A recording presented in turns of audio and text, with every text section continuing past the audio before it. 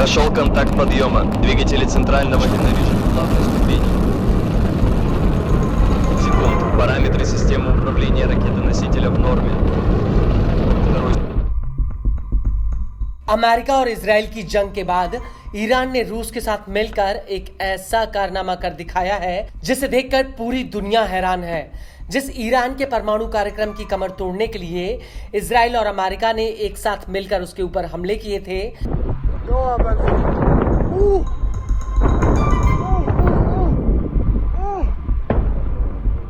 आज उसी ईरान ने इस कारनामे से अमेरिका और इजराइल को एक करारा जवाब दिया है। जी हां, हम बात कर रहे हैं ईरान की अपनी नई नवीली सैटेलाइट नाहिद 2 की लॉन्चिंग की, जिसे ईरान ने अंतरिक्ष में लॉन्च कर दिया है। ईरान की ये सैटेलाइट एक अनुसंधान यानी रिसर्च और दूरसंचार यानी टेलीकम्युनिकेशन सैटेलाइट है, जिसे रूस के वोस्तोचनी कॉस्मोड्रोम से अंतरिक्ष में दागा गया है। Параметры системы управления ракетой-носителя в норме. ईरान की स्पेस एजेंसी ISA और ईरान के स्पेस रिसर्च सेंटर ने एक साथ मिलकर इस सैटेलाइट को विकसित किया है। ईरानी मीडिया के मुताबिक नाहिद 2 की लॉन्चिंग एक बहुत बड़े बहु उपग्रह मिशन का हिस्सा थी, जिसमें रूस की एनस्फोरा M3 और M4 सैटेलाइट के साथ दुनिया के कम से कम 18 अन्य देशों की सैटेलाइट इस लॉन्चिंग में शामिल हुई हैं।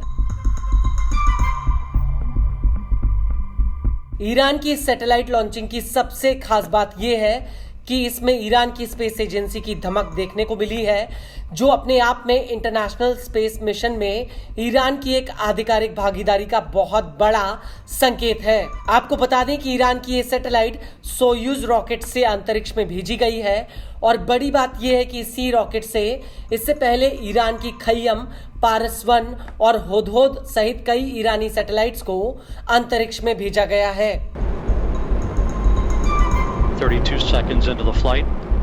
नाहिद 2 सैटेलाइट को लेकर ईरानी मीडिया का कहना है कि यह सैटेलाइट अंतरिक्ष की कक्षा में तकरीबन 5 सालों तक रहेगी, लेकिन ईरान की सैटेलाइट के लिए अंतरिक्ष की कक्षा में बना रहना इतना आसान नहीं होगा, क्योंकि लंबे वक्त तक अंतरिक्ष में बने रहने से पृथ्वी के गुरुत्वाकर्षण की वजह से उसे अंतरिक्ष में कक्षा में बने रहने से दिक्कतें पेश आ सकती हैं, जिसकी वजह से सैटेलाइट की जगह और उसका प्रदर्शन प्रभावित होता है।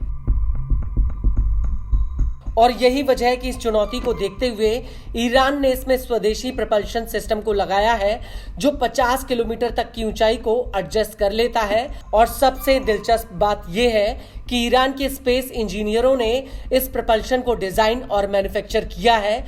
इस सैटेलाइट में ईरान में बने हॉट गैस थ्रस्टर लगे हैं, जो advance fuel tank, high pressure valves और सटीक कंट्रोल थ्रस्टर के साथ लैस है। Параметры системы управления ракетой-носителя в норме. इन उपकरणों को लेकर ईरानी मीडिया का दावा है कि ये उपकरण अंतर्राष्ट्रीय बाजार में शायद ही उपलब्ध हों।